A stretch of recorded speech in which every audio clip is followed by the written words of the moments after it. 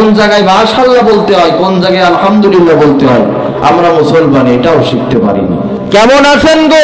বলে ইনশাআল্লাহ ভালো আছে। প্রতিবেশীর মেয়ে খুব ভালো নাচে, তো সে বলছে আপা মাশাআল্লাহ আপা আপনার মেয়ে এত সুন্দর নাচে মাশাআল্লাহ।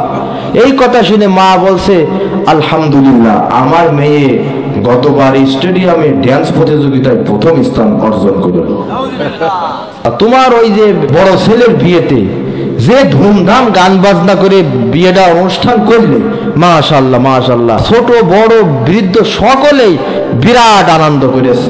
এই কথা শুনেও আনন্দে বাকবাক হয়ে বলছে যে আল্লাহর কাছে দোয়া করেন যেন ছোট ছেলেটার বিয়ে এর চাইতে ধুমধাম করে দিতে পারি। ও যে কি জন্য দোয়া চাই তাও বোঝে না, ও যে কি বোঝে না এইটাও বোঝে না।